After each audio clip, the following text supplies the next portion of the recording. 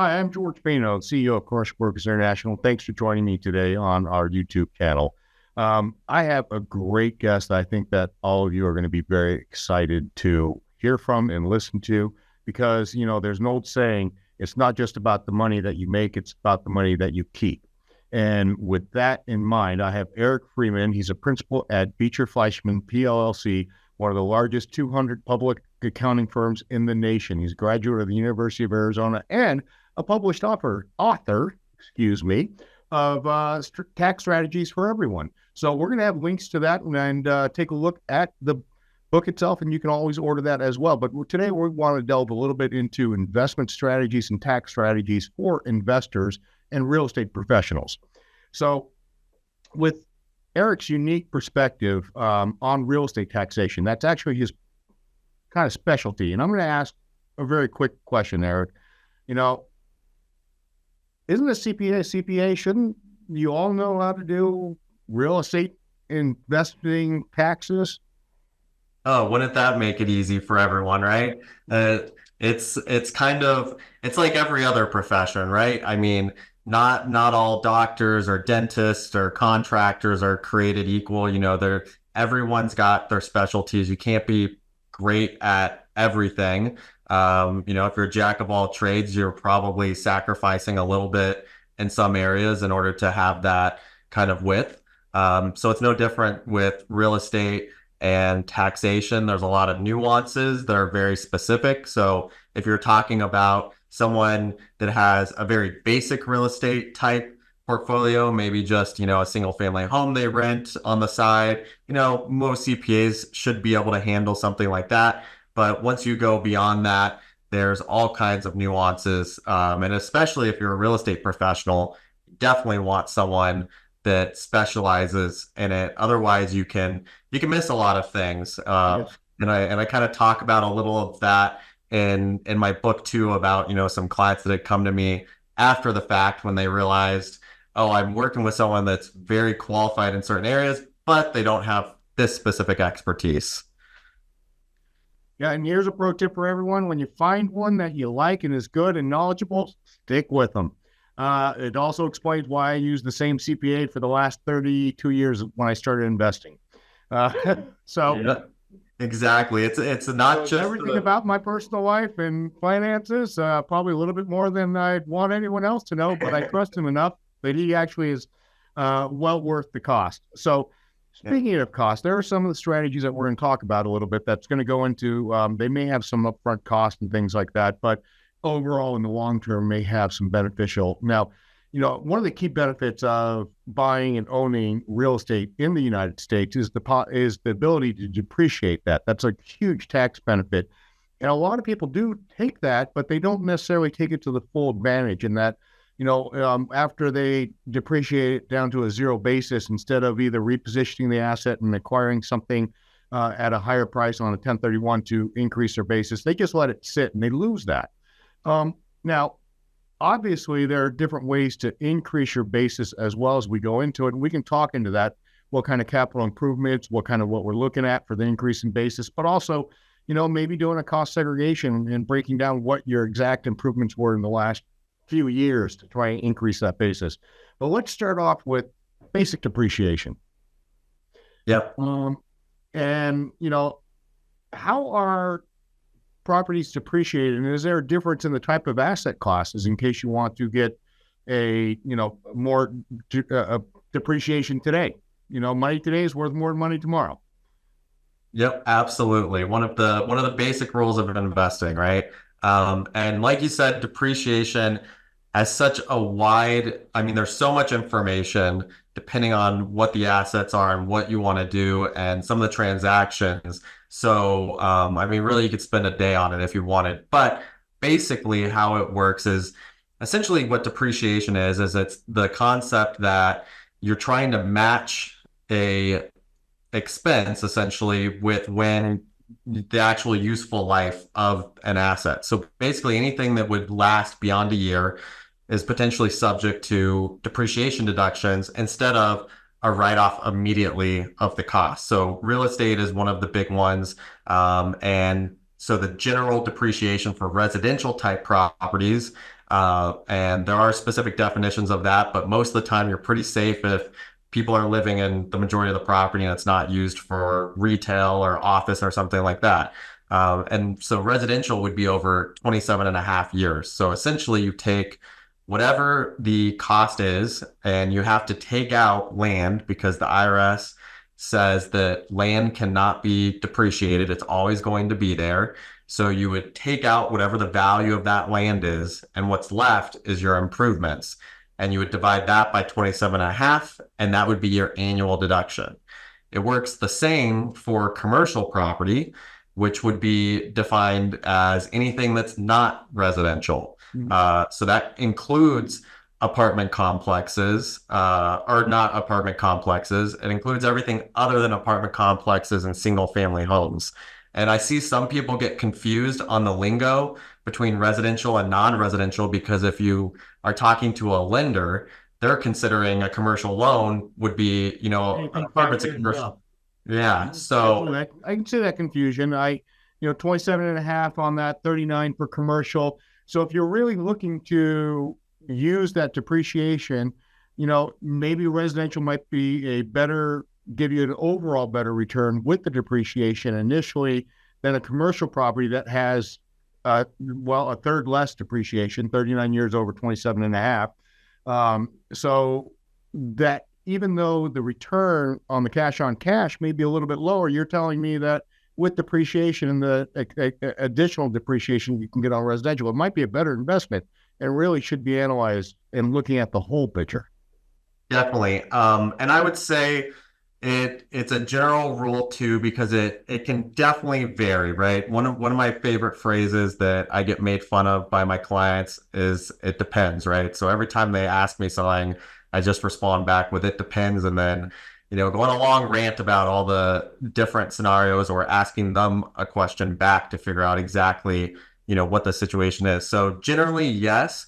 And if it's residential, you also, in a scenario where you're going to do cost segregation studies, which is essentially where you get an engineer to go in and break out the different useful life of components that make up that building so you can accelerate it. Residential will generally do better in that also because you have all kinds of additional, cabinetry and countertops and fixtures and special electrical and all of these items that can be broken out into a shorter life.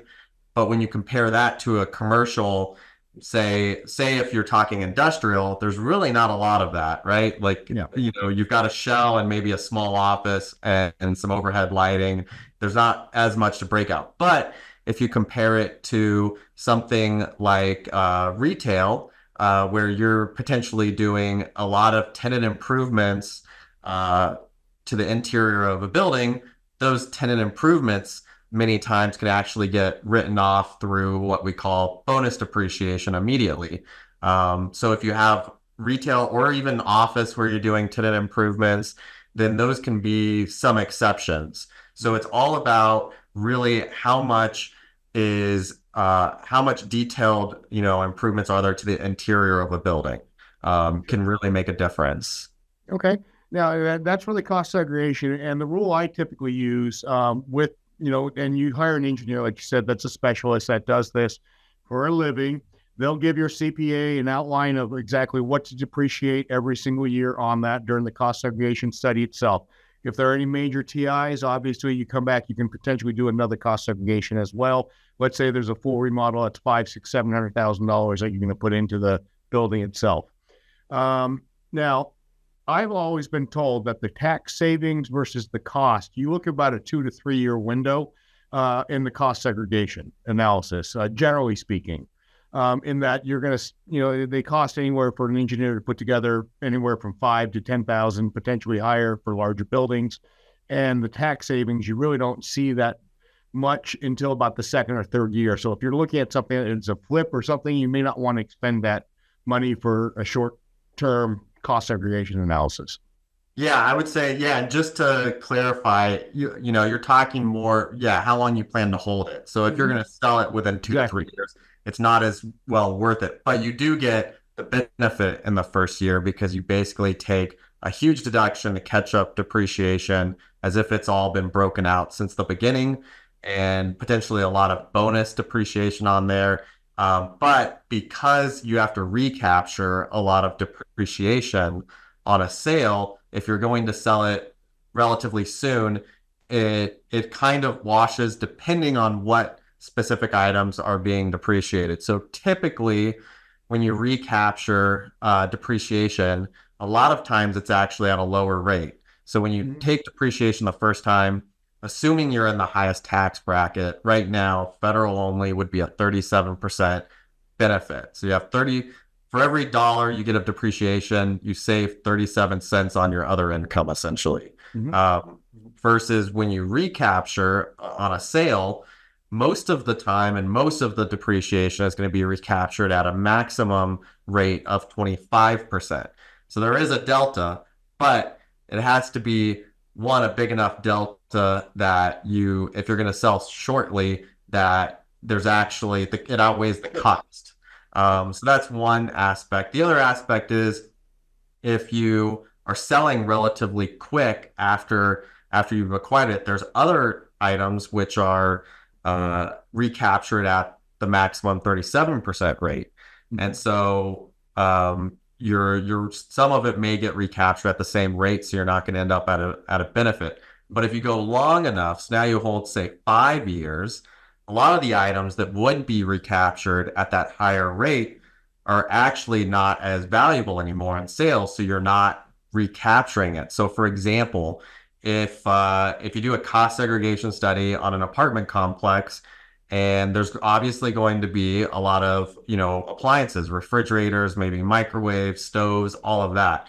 Well, you can take bonus depreciation and write all of that off in a cost segregation study, or at least a significant amount. For 2023, it was 80%. 2024, it's 60%. Maybe going back up to 100%. And there's legislation. What I was just going to ask you about next. Oh, well, I beat you to it, I guess. But so a lot of those items though, but you go 5 years out, and if you're selling a property, that's not where all the value is attached. The value is the real property itself, and a buyer is likely going to have to replace a lot of those items anyway. So you don't recapture it. But if you sell it the year after you do a cost seg, well, it's hard to say that refrigerator isn't worth anything at that point. So there's more recapture at those higher rates. Sure. So that's where that timing can make a big difference. Okay. So now, we're talking a little bit, you had mentioned two of my favorite words, bonus and depreciation, Yep.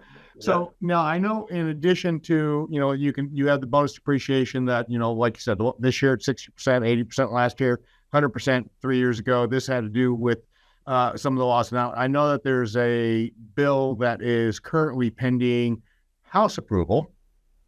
I think it's the House approval, currently pending Senate approval, right? Where they're going to extend that. So we're potentially going to get 100% bonus depreciation. So couple of things I want to ask about that for clarification very quick. We just want to touch base because it's still we're not sure. Number one, if they do pass it, can somebody go back and refile their taxes and claim that additional bonus depreciation?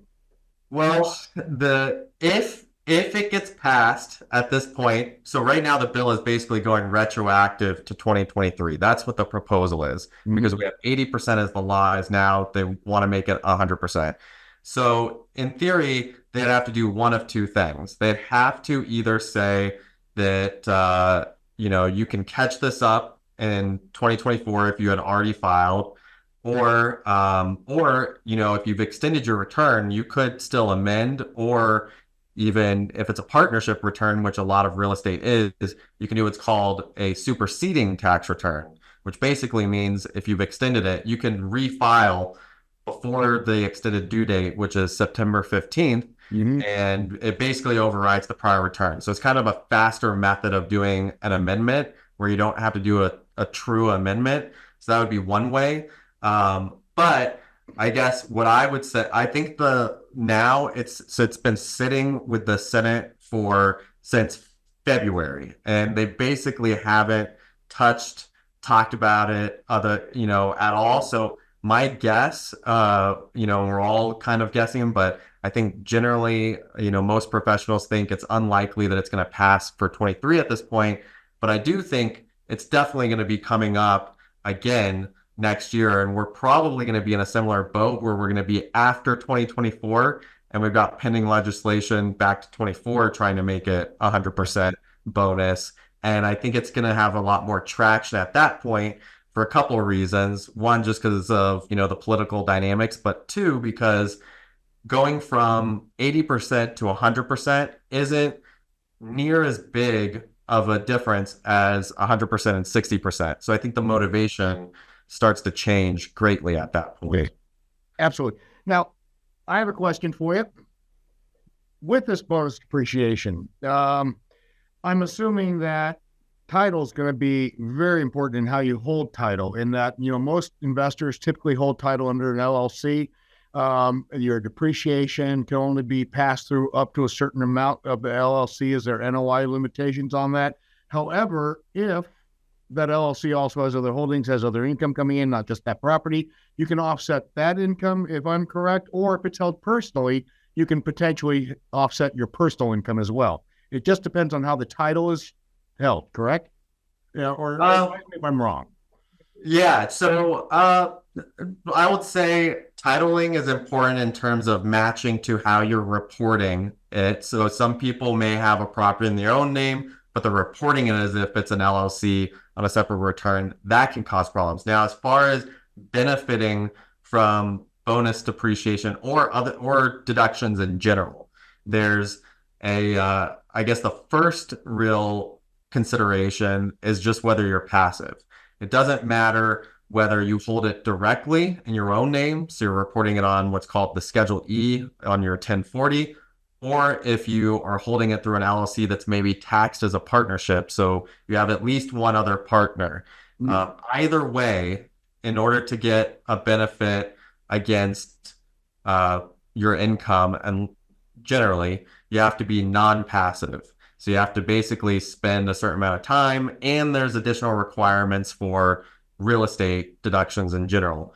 Now, you can be passive and offset other passive income, though. So, for example, if, say, I'm a passive partner in a real estate deal that holds it in an LLC, let's just say I'm a 50% partner, but I'm passive. I just put up the capital, and we have a loss that comes through for whatever reason. We did a cost segregation study, but then I separately have another partnership interest where I'm also passive, but that one has income. That asset's matured. We've already done cost seg studies in the past. I've already taken the deductions.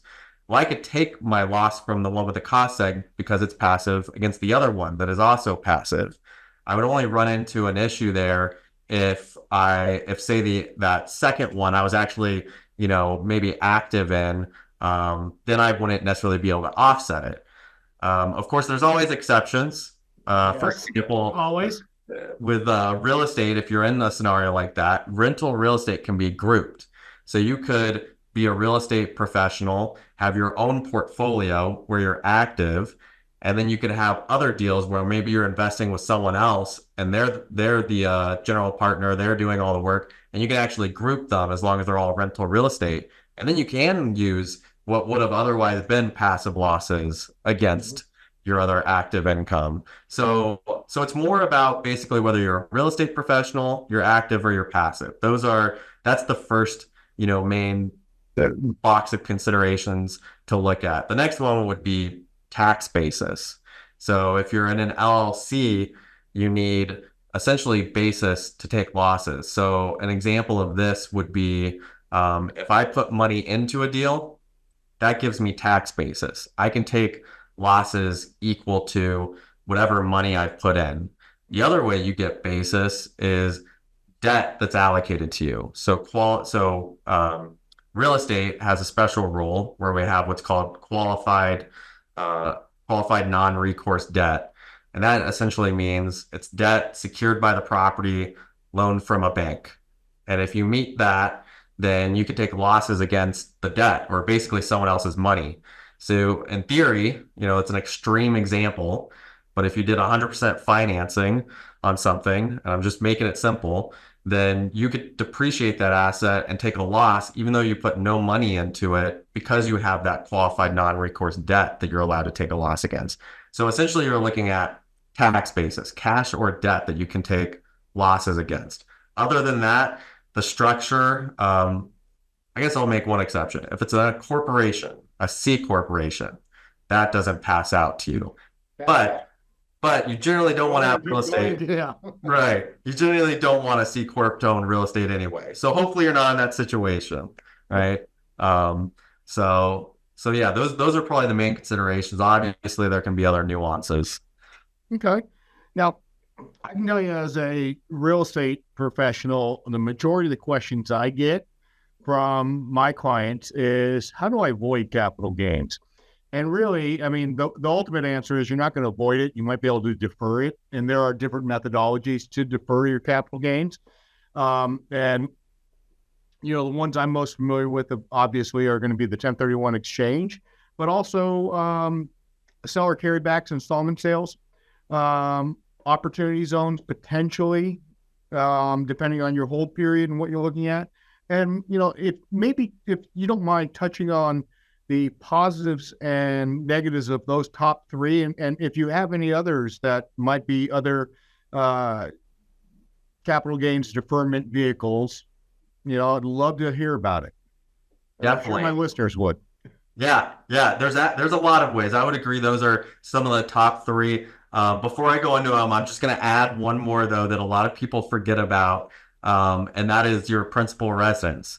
So for a married filing joint couple, you can exclude up to $500,000 of gain on your principal residence as long as you've owned and lived in the house for at least 2 out of the last 5 years.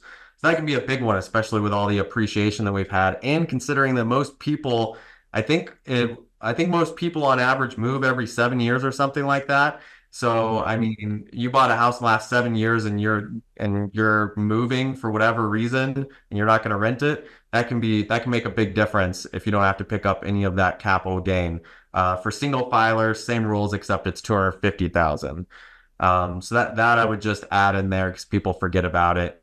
1031s are great for tax reasons. That essentially means that whatever you sell a property for, as long as you reinvest the proceeds into other real property, then you don't have to pay the tax now. Basically, what happens is you carry over your basis into the new property. So if you sell that new property, which is called the replacement property, then the tax would be paid at that point. So you're able to defer it. The big area that people mess up on with 1031s are that if you take any cash out of the deal or other types of what's considered boot, then you could be then that could be taxable. Either don't replace the debt, take out cash, or purchase something that's a little bit lower, even if you, yeah. Yep. Exactly. And you don't want to find that out after the fact. So it's always good. Luckily, if you're working with a 1031 exchange intermediary, they generally know the rules pretty well because it's basically all they do.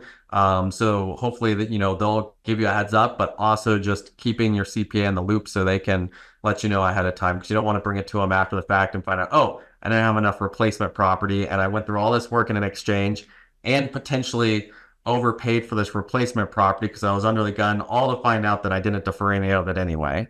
And believe me, I've seen that happen. The other area that people miss is you can't exchange property that has personal use. So, for example, you can't exchange your personal residence into a rental property or your personal residence into another personal residence. And you can't go the other direction, go from rental property to a principal residence.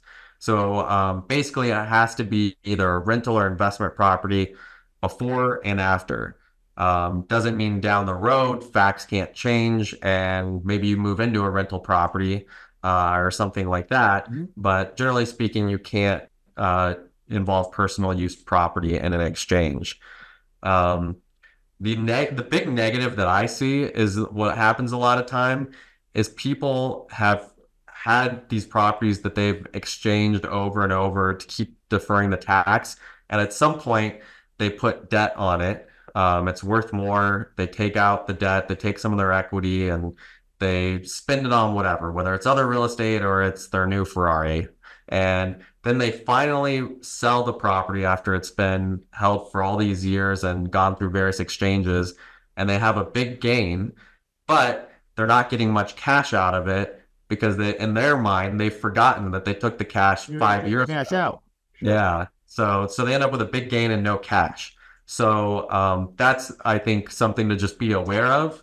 It doesn't mean you shouldn't take the cash out sooner. It just means you need to have a heads up. Now, I have utilized this strategy with a couple clients, typically zero cash flow or ZCF deals with a buy down, with a pay down readvance feature on the loan that's already in place. And, it's, I know people get a little fuzzy about this, even accountants and CPAs. They're sure, you know what, I don't know. But I also know that it's been tested numerous times via audits and IRS. It's always held up so far, at least with the major companies that we deal with that are putting it together the right way. And on a zero cash flow deal, this is one that is high leveraged, that you're coming in with essentially the amount that you may have to pay in capital gains on your on it, but at the same time, you're going to put all your funds into it potentially, and the lender's going to readvance. You're buying down the existing note that's in place that you're assuming, and then the lender readvances that to you after the day after the close of escrow as a new loan. So you're essentially coming out, if you have to take cash out, you have the ability to potentially take the cash out with roughly about the amount of money that you would put in to pay the capital gains tax, but you now have a property that you own with a loan that is amortized during that lease term. It's usually a credit rated S&P A or better rated tenant. And so you're guaranteed on that, and it's fully amortizing so that at the end of the lease, you have a property that's free and clear. Negative is you don't have any income coming in during, that whole lease period. The other negative, I know, the one positive, though, you could still depreciate potentially. And the other negative is at a certain point, you're going to have phantom income. Yep.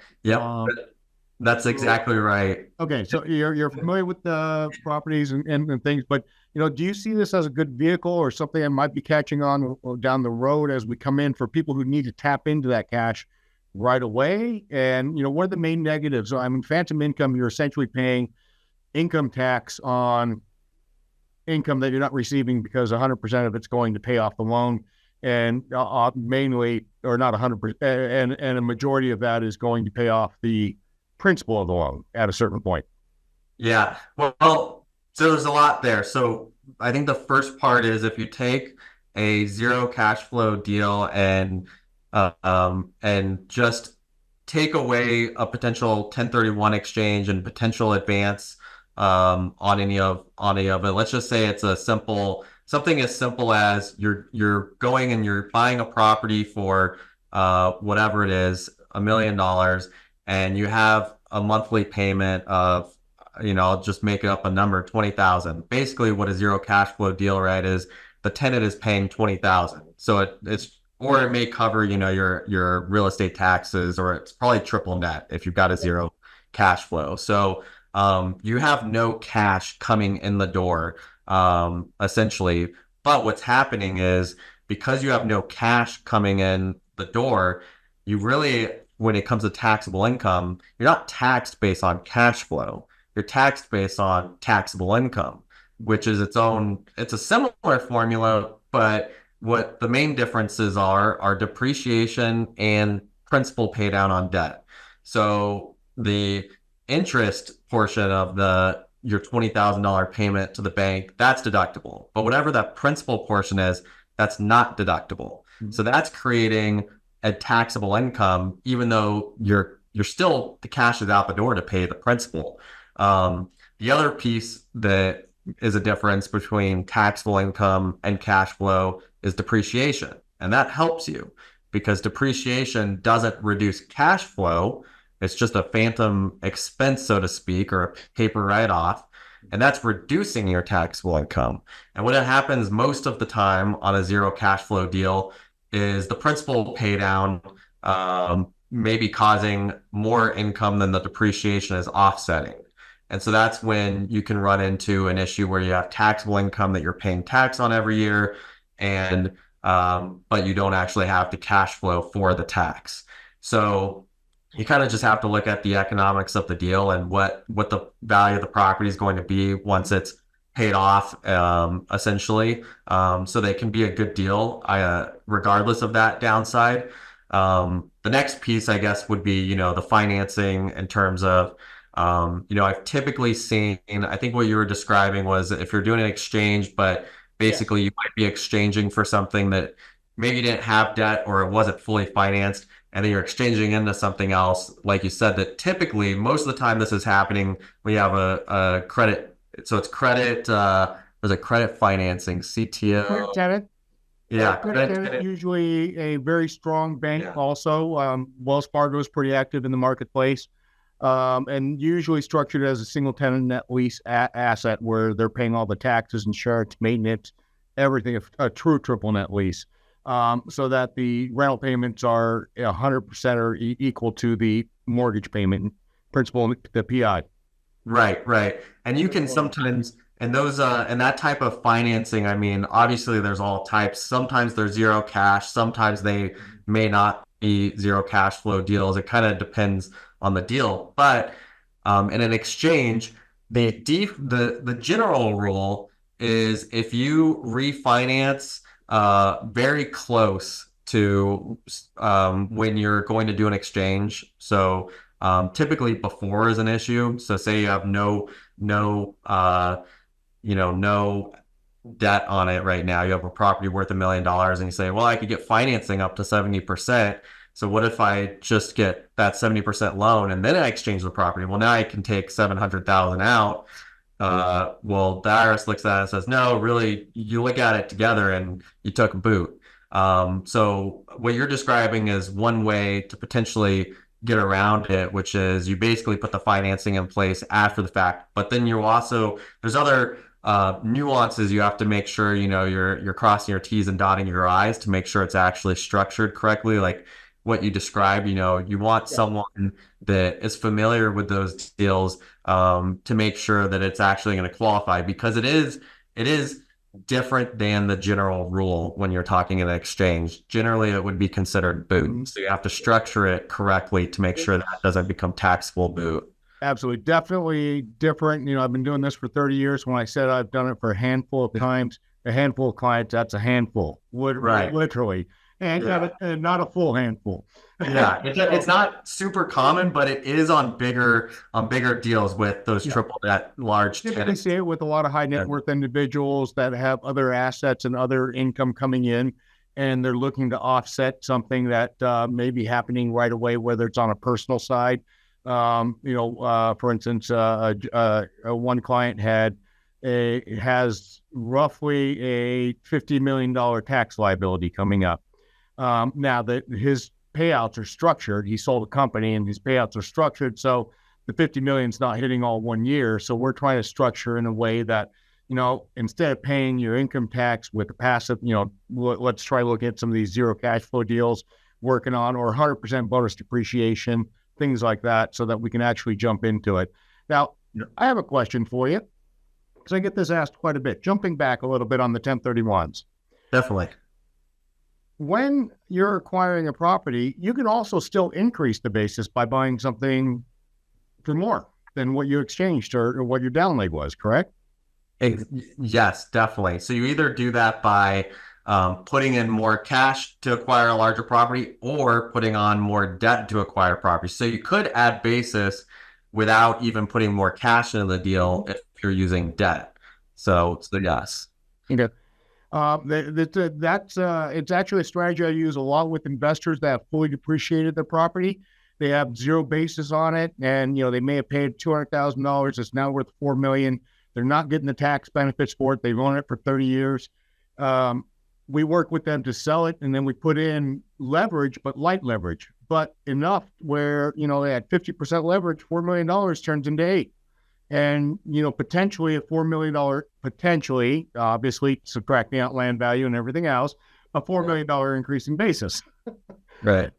In which case, then, even if it goes from a residential to a multifamily property to a commercial real estate asset over 39 years, using round numbers because I'm not that smart as you, I'll call it 40 years. That's $100,000 a year in depreciable expense.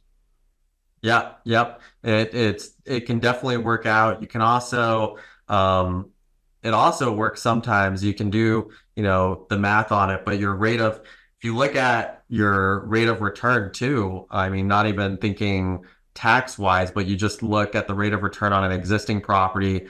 And if you're able to put that equity in something else without paying the tax on the sale, you sometimes even juice your cash flow return by doing exactly, what you described, putting that equity somewhere else. So it can work from both angles. And the main thing that makes it work is that basically whatever the tax you would have paid. So on, something like what you described, $4 million, a low basis, let's just call it 20% capital gains. What is that? 800,000 of tax. Well, that's 800,000 more purchasing power, for the next property, essentially, that you're getting a return on. So yeah, and in addition to that, depreciation going forward, because that's a huge problem, especially properties that have been in the family forever and you're just kind of held on to them, and no one thought to do this. You're just collecting the cash flow, but then eventually you find out, oh wow, this is getting expensive. Yep.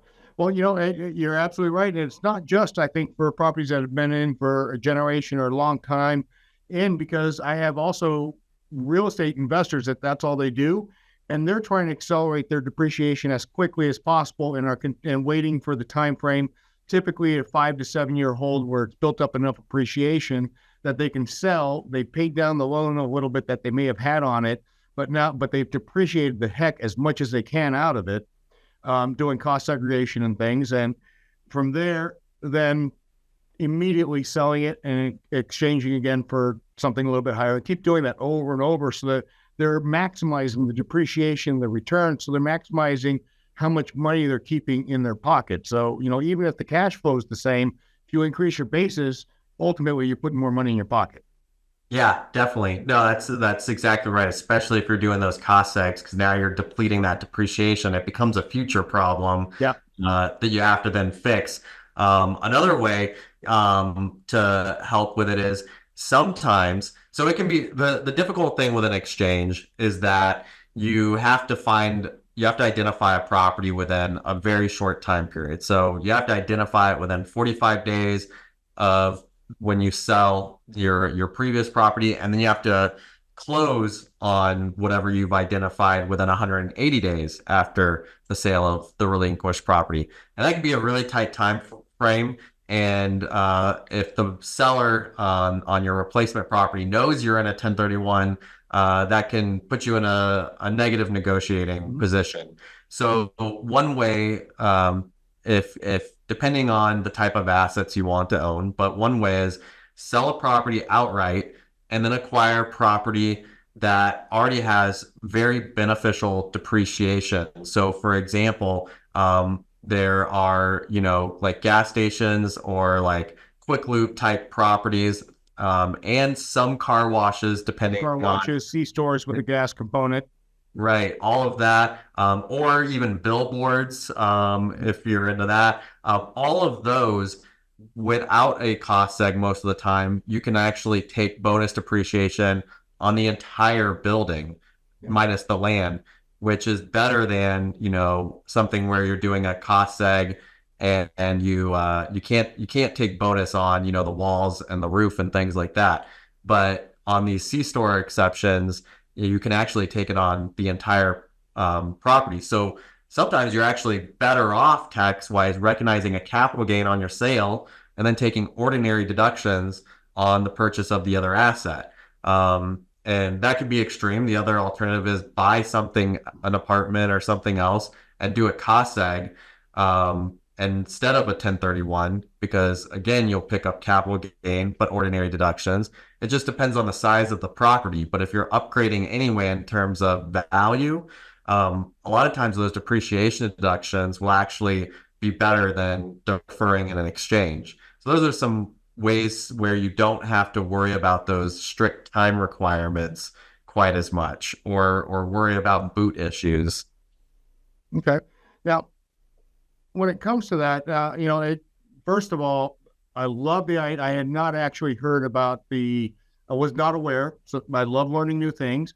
I was not aware about the billboards, which actually, to my mind, that immediately jumps up with, billboards have very minimal land use. Typically speaking, a lot of times even the land is very small, in which case then the attributable portion of the land is potentially much lower.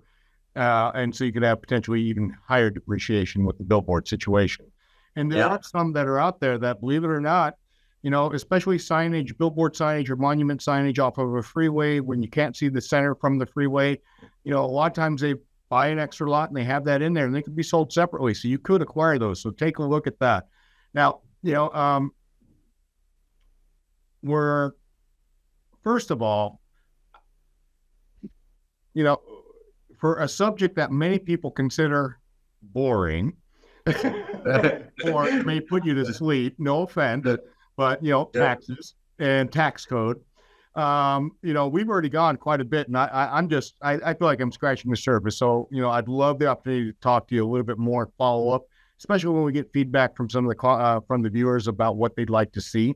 But also, in addition to that, we talked about two other methods. I want to just touch on those relatively quickly because I don't want to go too long. And that, of course, is a structured sale, or basically seller financing, installment sales, where, I love the idea of an installment sale. And I'm going to go over the basic concept. And if you can kind of delve into actually what you need to do, and correct me if I'm wrong. But essentially, the basic concept is, you're selling the property, you are taxed on what is actually coming out. So if you're carrying a financing back, that's not taxable income until that loan is paid off. And when it is paid off, it can be potentially capital gains, but you can structure that payout and using tax strategies to structure that payout. For instance, capital gains is a certain percentage at a certain amount, and then it jumps up at the next level, or, above that. So you can actually structure your payments so that you only receive a certain amount of equity every year so that you never hit the higher capital gains tax rate. Right. So that in itself saves what, 10%, I think?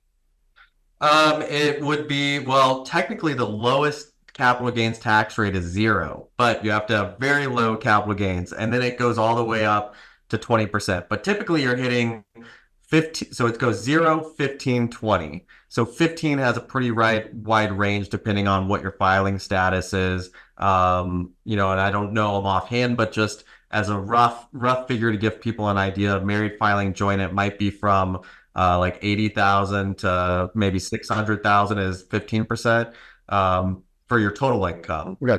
And then above that, you're going to hit that 20% capital gains rate. So yeah, trying to keep it below whatever that number is, 600, or if it's something else, can help save 5% basically for you. Yes.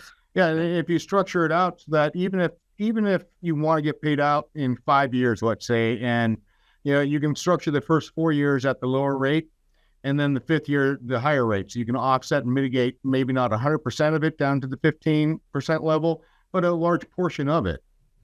Right. Yeah, you can do that, and then you can even pair that with other strategies. I know we're kind of getting to the end, but just as, I guess, a teaser, if people want to look into it, but doing opportunity zones, which is basically investing capital gains into these designated areas, and that allows you to defer those capital gains. So you could be, every year you're recognizing that capital gain, or to the extent you're hitting that 20%. Mm-hmm. So maybe you've got a couple 100,000 that's in that 20% every year. Well, you can take that couple 100,000 and defer it into an op zone, and then potentially recognize it at a lower rate later. So you can actually pair a lot of these strategies together too. Absolutely, and also understand that when we talk about this, for the most part, for all our viewers out there, we're talking about the federal side. Right. That being said, there's still the state side that many states charge their own capital gains tax. Sometimes it's charged at the personal tax rate. I know that's in California. From personal experience, it's a painful 13.5%. Yeah. So, Yep. The taxes get expensive. When you're the top rate in California, you're already hitting 50% and and yeah, potential income tax, and you're not even income tax, talking about sales tax, property tax, all the taxes. So that's why it's so important for people. You want to reduce as much as possible, especially if it's taking more than 50% of your income, right? absolutely, absolutely. So, I loved this, Eric, and I appreciate your time here. I want to be very respectful of it. I don't want to keep you all night because I know I could. But Someone might now fall I'm asleep. starting to think, I get these tax things. I'm not, but again, I'd love, first of all, if any of you out there watching us today are looking to get in contact with a qualified CPA who obviously knows his stuff, we have all of his contact information. We have it down below and also in the links in the bio site. So take a look at that. Make sure you do click on it. And also, if you haven't subscribed yet, please do so. And don't forget to hit that like button. So, Eric, I appreciate your time. Thank you so much. And I really do look forward to, one, learning a little bit more about the book that you just came out with. Yep. And also just talking some more about different tax strategies that can help out myself and my clients. Yeah, definitely. Thanks for having me. It was a blast talking about all that, and look forward to doing it again sometime. Likewise. Thank you, Eric.